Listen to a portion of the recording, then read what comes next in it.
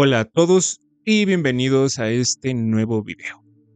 En esta ocasión vamos a hablar sobre la segunda temporada que se acabó la semana pasada de House of the Dragon. Una temporada que muchos aman y muchos están detestando por razones correctas y razones incorrectas, que en cierta forma adapta en parte lo que George R. Martin hizo en su libro de Fuego y Sangre, los primeros años de la casa Targaryen y cuando en Poniente todavía existían los dragones. No es un secreto que todo lo que tiene que ver con Poniente en años recientes se ha vuelto un sinónimo, entre comillas, de calidad audiovisual y también a nivel argumental.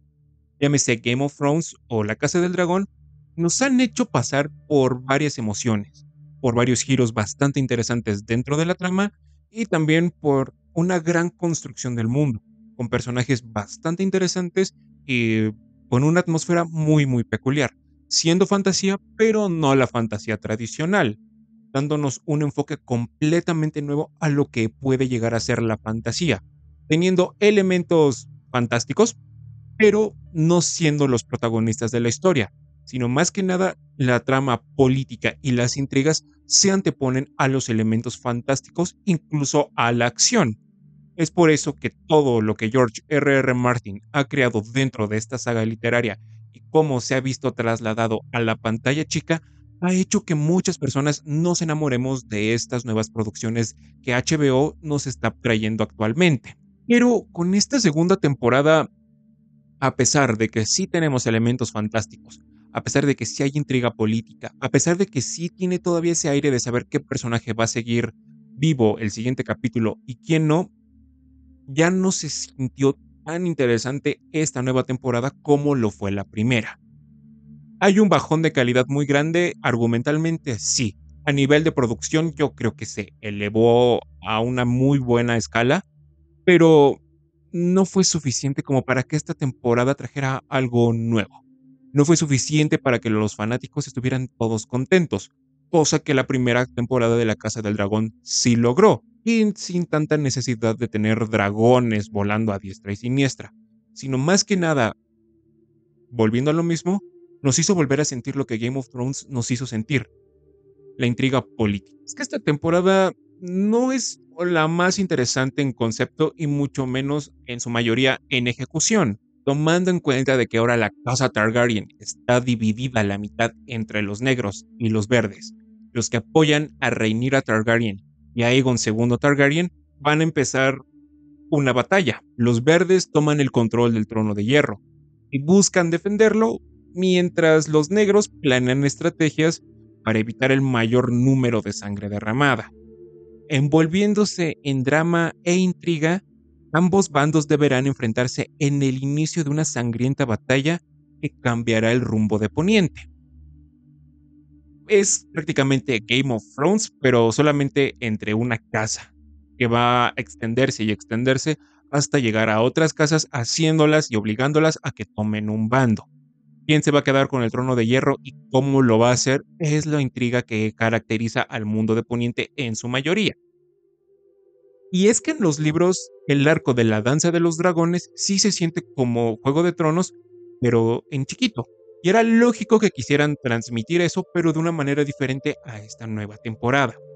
Así que quiero ir primero con las cosas buenas que logramos encontrar en esta nueva temporada de La Casa del Dragón. La producción, como les mencioné, es mucho más grande y se nota demasiado.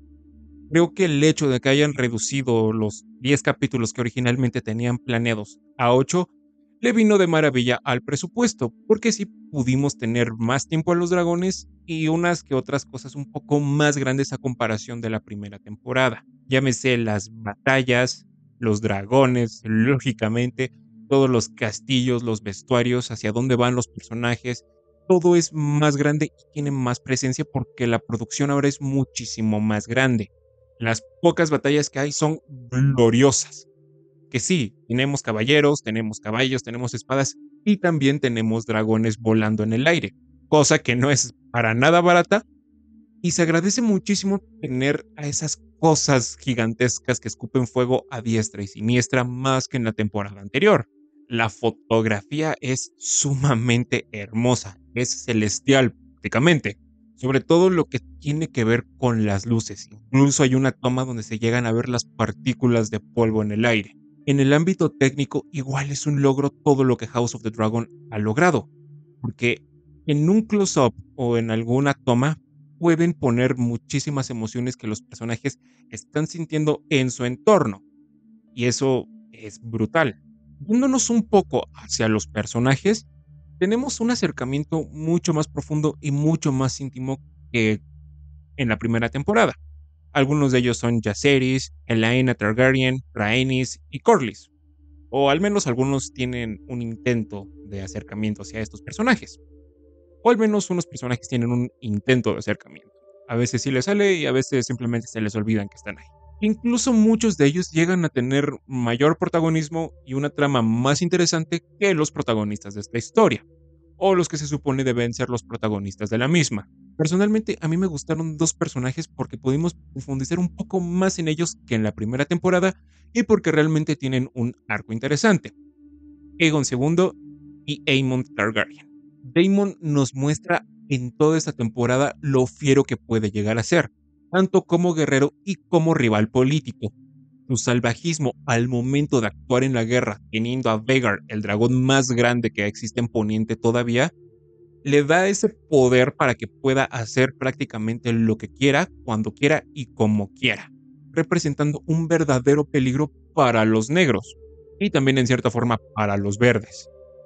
Pero no solamente es que Aemon sea un guerrero infalible, que sea el mejor espadachín que puede existir en esta época en los Siete Reinos. No, no, no. O bueno, en los Seis Reinos. También es cómo lo desarrollan como personaje. Tiene momentos de flaqueza muy interesantes.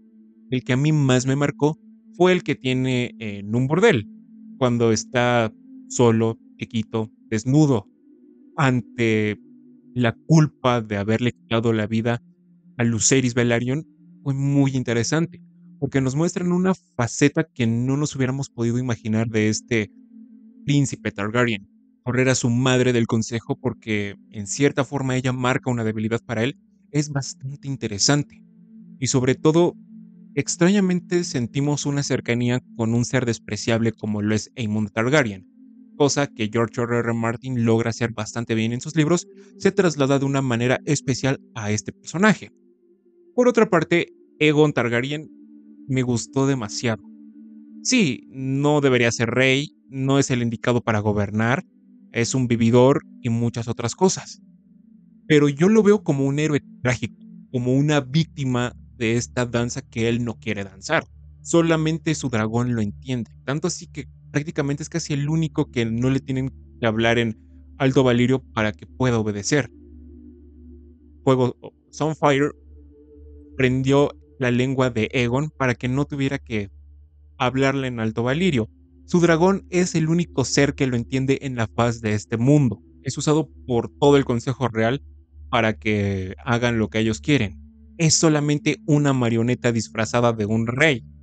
Y cuando quiere demostrar su valía, cuando quiere demostrar que realmente puede ser un verdadero rey, ahí viene lo trágico, porque no le sale y termina haciéndose una bola calcinada de carne y huesos. Está solo, nadie lo quiere, solo tiene un peso que simplemente aceptó porque lo obligaron prácticamente. Creo que estos dos personajes fueron los más interesantes en concepto y en ejecución. Los demás estuvieron muy bien, pero ellos dos creo que manejaron un nivel de complejidad mayor al de los demás. Y también sus tramas no fueron aburridas. Por ejemplo, Rhaenyra Targaryen para mí fue un punto medio en esta parte de la temporada. Porque si bien sí llega a ser algo en ciertos capítulos, la mayor parte del tiempo no hace mucho.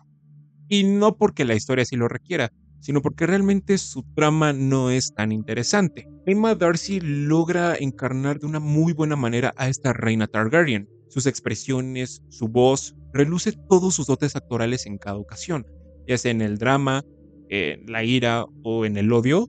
Emma Darcy lo hace muy bien, mostrándonos una transición interesante de una madre quebrada a una reina que va a desatar fuego y sangre. La intriga política en ocasiones está bien, me gusta demasiado. En algunos capítulos llega a ser muy intensa incluso, porque no sabemos en ocasiones qué es lo que va a pasar y si algún personaje va a seguir vivo o no, recordándonos, como les mencioné, a Juego de Tronos en sus primeras 6 temporadas, teniendo ejemplos clarísimos, ya sea roces entre casas, roces entre bastardos y la familia real, es interesante. A Jaceres reclamándole a Rhaenyra que no hace nada, que tiene que hacer algo, reclamándole que por culpa de ella es un bastardo, es muy interesante porque marca en cierta forma una ruptura tanto política como familiar para los negros. O, por ejemplo, el caso de Otto Hightower. Sí, es muy pretencioso, es muy ambicioso. Tanto así que lo sabe y está consciente de que si él llega a faltar, el reino se va a ir a la ñonga. Cosa que sí pasó, porque cuando Aegon lo corre y nombra a Sir Criston Cole como su mano, dices, ok, esto no va a resultar para nada y todo va a ser fatal. O sea que si pasa, Criston Cole manchando su honor o el poco que le quedaba con Alicent Hightower, fue muy interesante, fue algo inesperado en cierta forma. A algunas personas les gusta y a otras no. Yo lo consideré algo orgánico dentro de la historia, si bien no la mejor decisión, sí una muy buena. También mostrándonos esta faceta de Criston entre buscar una redención y tratar de estar bien consigo mismo, haciendo que los demás se arriesguen y que él no lo haga, fue muy interesante, y mostrándonos igual la fiereza y la inteligencia de este personaje. A pesar de que no sea tan inteligente, creo que fue un muy buen personaje desarrollado dentro de esta temporada. Los gemelos Arryk y Eric fue un momento que yo siempre quise ver desde que leí el libro de Fuego y Sangre. Fue uno de los momentos que yo más quise ver desde que supe que una adaptación de La Casa del Dragón se estaba haciendo y que iba a ser La Danza de los Dragones. Y fue sumamente hermoso. Toda la hermandad quebrada, todos los lazos familiares manchados, fue hermoso con estos dos personajes. Pero igual algo muy intenso y muy, muy doloroso. Ver qué casas van a apoyar a quién, cómo, por qué. Eso fue lo interesante de esta temporada en algunos capítulos. Eso es lo que lleva el motor en su mayoría de esta temporada. A veces le sale y muchas otras veces no le salió en absoluto. Pero esos ejemplos creo que fueron los que más me llegaron a hacer sentir, junto con Queso y Sangre, que si bien creo que la ejecución sí fue un poco miserable y todos queríamos ver cómo le cortaban la cabeza a un niño, fue interesante, pero no lo suficiente como para que quedara en el recuerdo de los demás. Y lógicamente, La Reina que nunca fue. Una gran batalla que adaptó exactamente como muchos nos imaginábamos ese momento. La primera temporada apenas si tuvo atisbos mágicos, por no decir que no hubo ninguno. Y en esta temporada lo supieron acoplar muy bien en los primeros capítulos con Daemon, recordándonos que esto es una fantasía realista. Si bien si no hay elementos de estos y apenas si se llegan a utilizar, fue bastante interesante verlos. Fue bastante interesante ver lo que ya todos sabemos que va a pasar en Juego de Tronos, pero que los personajes no lo sepan, nos hizo sentir una nostalgia muy interesante para estos personajes que todavía no tienen ni la menor idea de lo que un astado les puede hacer. Otra cosa que ha caracterizado a las adaptaciones de Martin en HBO es la música de Ramin Djawadi, que vuelve a elevar las escenas a un nivel glorioso. No siento que la música sea complementaria. Yo creo que la música, como en ciertos casos, pasan a ser un personaje dentro de la historia. Cuando esta temporada abre, lo primero que escuchamos son los violines de los Stark. El tema que tanto nos hizo erizar la piel en Juego de Tronos, el volverlo a escuchar fue glorioso, fue fantástico. Y no solamente eso, también que ahora sí acopla el piano de una manera más constante a esta temporada fue muy bueno, porque las batallas se elevan a un nivel mucho más alto. El dramatismo, la tragedia y todo el drama que manejan los personajes se vuelve más vivo gracias a la música de Ramin Djawadi. ¿A quién no se le erizó la piel cuando se terminó la temporada y toda la música iba creciendo, creciendo, creciendo y ¡pum! La música de Ramin Djawadi es un personaje más dentro de esta serie. Y no me puedo imaginar otro compositor u otra música que no sea la de este hombre dentro de esta serie. Perfección es como yo definiría la música de Ramin Djawadi. Esta es una temporada regular mala. No, no porque yo siempre quise ver batallas y todavía quiero verlas. No, no, no. Eso no es lo que caracteriza a esta temporada. No, eso no es lo que caracteriza a este mundo. Son las intrigas, es el poder político, es todo eso. no las batallas en sí. Pero es que realmente no pasó mucho esta temporada. Solamente hubieron unas 3 4 cosas que realmente son vitales para el desarrollo de la historia. Lo demás pasó a ser muy meh, sintiéndose una temporada de transición. Creo que esto se debe a que Miguel Sapochnik ya no participó en esta segunda temporada de ninguna forma, dejándonos así varios atisbos de lo que pudo llegar a ser. Si bien sí se nota el intento de que quisieron hacer algo, el hecho de que este hombre no haya participado en esta segunda temporada, ah, no les vino tan bien como yo pensé que iba a salir. Creo que sí necesitan a este hombre para que la Casa del Dragón pueda tener el peso que tuvo como en la primera temporada. Tanto así que no tuvimos un momento glorioso, un momento memorable dentro de esta segunda temporada. Y no, más allá de los dragones, en el ámbito político no tuvimos cosas tan destacadas, como por ejemplo a Viserys caminando todo desfallecido hacia el trono para rectificar a Rhaenyra como su heredera, como Criston Cole se cambiaba de bando, Daemon rindiendo la corona del Mar Angosto hacia Viserys, la ruptura de la amistad de Rhaenyra y Alicent. No tuvimos momentos así de impactantes, y mucho menos situaciones interesantes más allá de las batallas. Entonces, en ese aspecto, en lo político y en lo dramático, sí decayó bastante esta segunda temporada, puesto que ya no hay tantos giros inesperados. Los únicos dos los tuvimos antes de la mitad del final de temporada. De ahí en fuera fue como que, ok, puede que a algún personaje sí le pase algo, pero ya no sientes tanto peligro para ellos. Más que nada dices, ok, a ver quién sobrevive en la siguiente temporada, porque en esta ya no pasó absolutamente nada. Alicent es trasladada a un tercer plano, no porque así lo requiera la historia, sino porque no sabían qué hacer con ella. Al principio fue muy interesante ver cómo le hacían a un lado los hombres que ella pensaban que le iban a apoyar de siempre. Fue muy interesante, pero después de eso, pues ya no vemos mucho. Y más que sentir cercanía o simpatía con ella, es como de, te lo mereces. La neta, sí se lo merecía. Su arco llega a ser aburrido, llega a ser tedioso, y en el mejor de los casos, llega a ser aburrido. Daemon Targaryen, el hombre que todos quisimos que nos ahorcara en la primera temporada, aquí pasa a jugar a ser Scooby-Doo. No pasa nada con él más que al principio y al final. Si bien sí tiene sus visiones hacia el estilo Scooby-Doo y es interesante ver el regreso de varios personajes con él, no aporta mucho. Y si bien sí hay momentos para que tengamos cercanía con él, no son suficientes para que su trama sea interesante. Creo que fue la que más me aburrió. No me puedo imaginar a Caraxes esperando a ver si ya iba a poder volar o algo así, mientras su jinete solamente estaba teniendo pesadillas. No fue una trama interesante, no fue un arco interesante el de Daemon, pero pues creo que tiene potencial para que en la tercera temporada se pueda redimir y mínimo sea interesante su arco. Los personajes que pensamos que iban a tener un peso o una participación mayor dentro de esta segunda temporada, apenas si lo tienen. Helaena Targaryen es el claro ejemplo de esto. Ella es la víctima, ella es la única persona que está limpia dentro de esta historia. Y pues apenas si salen unos 3 episodios realmente como para que sintamos pena por lo que le pasa o porque tengamos un acercamiento más allá de que, pues, pobrecita, es inocente. Hay otros personajes que realmente tenían un potencial mayor para ser explotado dentro de esta temporada y no sucede nada con ellos, haciéndole creer al espectador que vamos a pasar más tiempo con ellos para que a finales de cuenta no. Entonces, los personajes que yo quería ver y que muchos otros queríamos conocer más, apenas si tienen peso.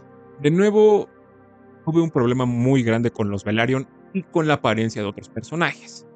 Los Velaryon, repito, no se ven como descendientes de la antigua Valiria, no se ven como una casa ancestral. Más que nada, siguen teniendo ese problema de los trapeadores sobrepuestos en sus cabezas, que no se ven para nada bien. Lo mismo con la edad de los personajes. Criston Cole, Alicent, Rhaenyra, Daemon, o sea, en ningún momento crees que estos bastardos tienen menos de 20 años. Tú dices, este güey es un señor que ya pasó como por 5 anexos y quiere jugar a ser niño como Chabelo y como el Chavo del 8. O sea, No te crees en ningún momento que Alicent sea madre de 4, no te crees que Rhaenyra sea madre de 5, o sea, no. No. Mínimo les hubieran puesto unas canitas. Sir Criston Cole se ve más joven incluso que en la temporada pasada. Y en ningún momento te crees que ha habido un lapso de tiempo que significa algo para la historia. Tú dices, no, o sea, no te lo crees. No crees que como se ven los personajes es real. Y eso te saca de la historia muchísimas veces. Si bien esta temporada sí tiene momentos muy satisfactorios, como Otto diciéndole a Aegon que realmente sí es un usurpador y que está ahí por él, por su mamá y por todo el consejo, es agradable. Hay otras cosas que decaen de una manera muy grande. Intriga política, el desarrollo de los personajes, la interacción de algunos, varios momentos forzados que realmente no tuvieron una razón de ser. No es del todo agradable, no es una temporada que termine de cuajar. Entiendo que HBO afectó la estructura de la temporada, pero aunque hubieran puesto los otros 2 episodios donde Rhaenyra tomaba desembarco del rey, hubiera sido de una manera u otra una temporada mediocre y que decayó de una manera muy grande a comparación de la primera temporada. Porque no pasa mucho, los personajes llegan a ser aburridos, las tramas no son tan interesantes y no pasa algo más allá del desvivimiento de la reina que nunca fue y las batallas entre los dragones.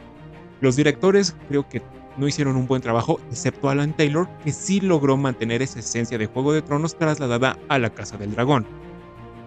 ¿Es una temporada mediocre? Sí. ¿Es una temporada de transición? Sí. Está bien que se quieran ir a lo seguro y que no quieran cometer el error que cometieron para la 8ª temporada de Juego de Tronos, apresurando todo. Pero tampoco se pasen, no tienen que hacerlo todo tan aburrido a fuerzas para que todo esté bien estructurado y bien completo. Habrá que esperar otros 2 años para ver si el hecho de que Miguel Sapochnik ya no esté dentro de esta producción les haya salido bien o les haya salido mal. Espero que puedan mejorar para la otra temporada. No me molestaría que hubiera menos batallas, pero sí que las tramas, los personajes y la intriga política vuelva a ser lo que era antes, mínimo interesante. Pero bueno, si ustedes ya vieron esta segunda temporada de La Casa del Dragón, por favor díganme qué les pareció, si les desagradaron los cambios que le hicieron al material de origen, qué es lo que esperan ver para la tercera temporada y sobre todo, por favor, dejen su like, compártanlo, suscríbanse. Por cierto, también ya tengo Instagram para que me vayan a seguir ahí. Apenas creo que subí una publicación de Kaladin, que ese video lo estoy retrasando porque no, se me había olvidado que esta semana iba a subir este video, entonces próximamente van a tener más contenido ahí en Instagram, también varios shorts dentro de este canal. Pero bueno, nos vemos.